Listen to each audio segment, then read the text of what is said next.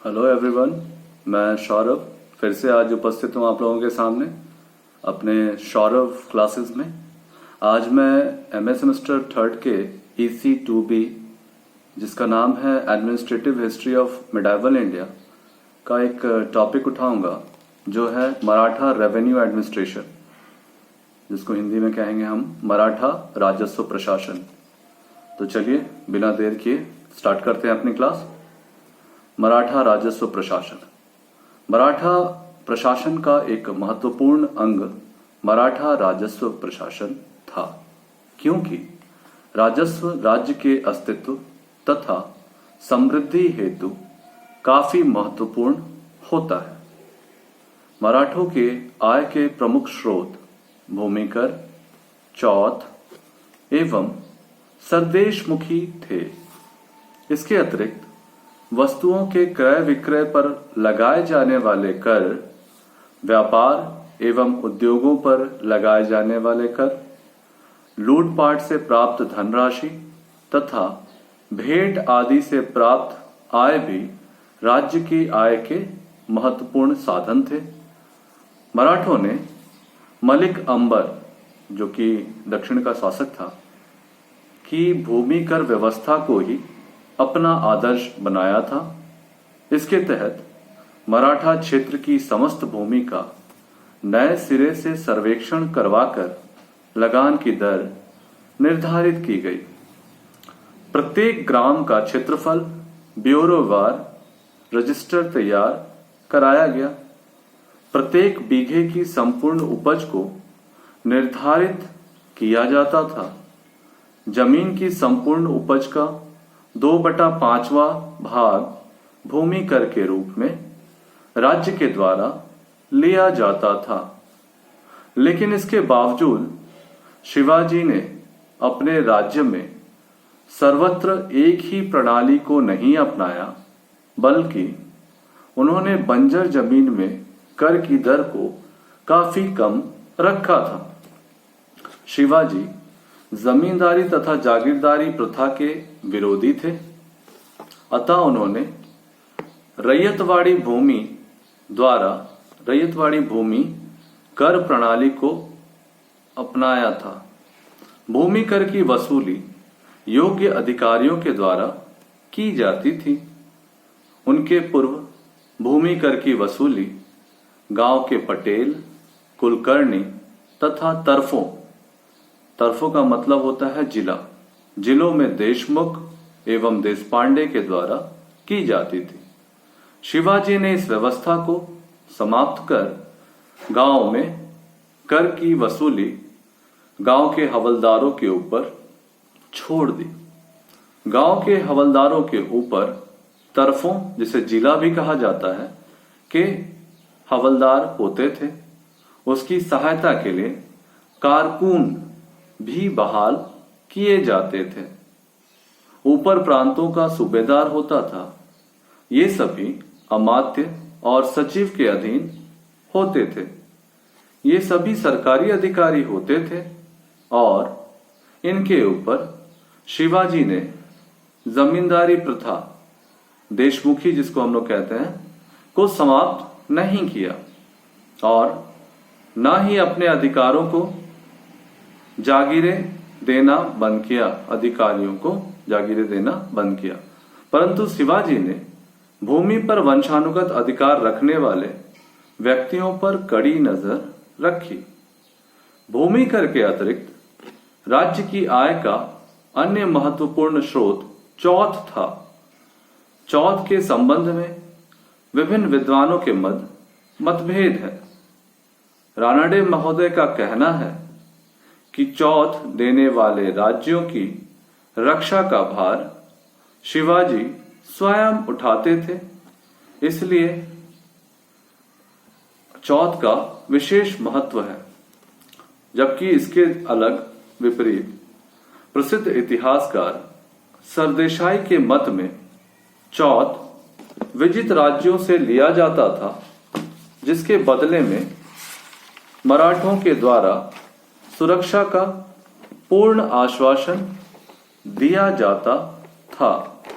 किंतु कुछ विद्वानों का मत है कि मराठों के आक्रमणों से मुक्ति पाने के लिए कमजोर पड़ोसी राज्य मराठों को चौथ दिया करते थे तथा उन्हें मराठों के द्वारा सुरक्षा का कोई आश्वासन नहीं दिया जाता था। सामान्य रूप से चौथ पड़ोसी राज्यों की आय का चौथा भाग होता था। चौथ पड़ोसी राज्यों से प्रत्येक वर्ष वसूला जाता था। चौथ की तरह सरदेश मुखी भी मराठा राज्य की आय का एक महत्वपूर्ण स्रोत था। यह राज्य की आय का 1/10वां भाग होता था। चौथ और सरदेश मुखी सैन्य शक्ति के प्रदर्शन द्वारा वसूल किए जाते थे। इन राज्यों को जो ये दोनों कर देते थे उनको मराठा के लूटपाट से मुक्ति का आश्वासन अवश्य मिल जाता था। इन करों को कुछ विद्वानों ने अनुचित और अन्यायपूर्ण कहा है, किंतु शिवाजी की साम्राज्य विस्तार की नीति एवं तत्कालीन परिस्थितियों का निष्पक्ष अवलोकन करने पर इन्हें अन्यायपूर्ण अथवा अनुचित नहीं किया कहा जा सकता है। करों से राज्य को जो धनराशि प्राप्त होती थी उसका एक बहुत बड़ा हिस्सा राजा एवं राजमहल की देखभाल के ऊपर खर्च कर दिया जाता था। शिवाजी अपनी सेना के ऊपर भी काफी रुपए खर्च करते थे। इसी तरह से दुर्गों का निर्माण के ऊपर भी तथा राज्य कर्मचारियों के वेतन के रूप में भी काफी पैसे का खर्च किया जाता था।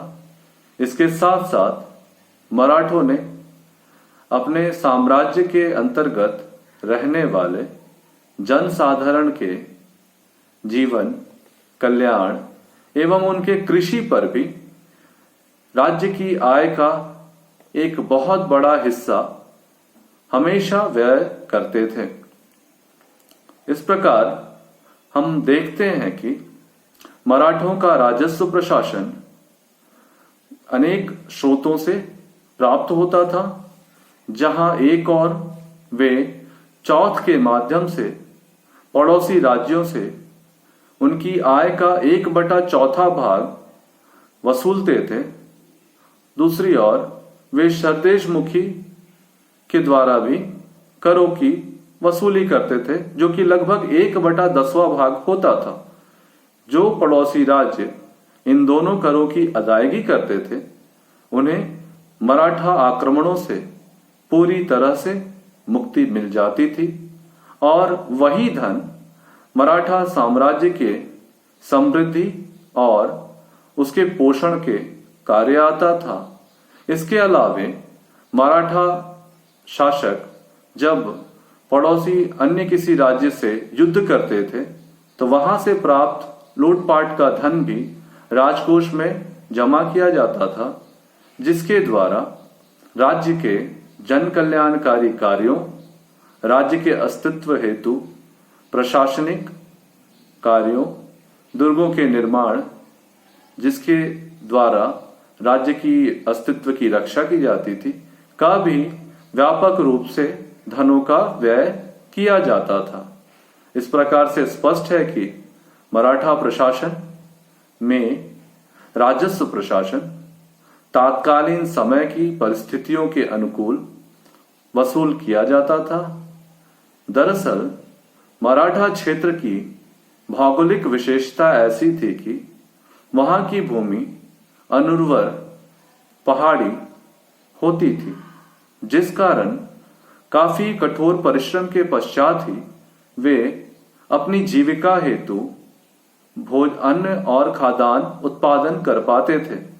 अतः एक तरह से तो वो उनके लिए अच्छी थी, क्योंकि वे काफी मेहनती और परिश्रमी होते थे, लेकिन इसके साथ साथ उन्होंने अपने अस्तित्व के संरक्षण हेतु उन्होंने जो राजस्व नीति का पालन किया वह तात्कालीन परिस्थितियों की ही देन थी।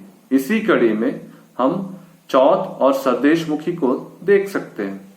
कुल मिलाकर हम देखें तो ये ज्ञात होता है कि यह व्यवस्था मराठों के अस्तित्व के लिए काफी आवश्यक थी और इसके माध्यम से मराठों ने अपनी राजस्व व्यवस्था को कुशलतापूर्वक संचालित किया।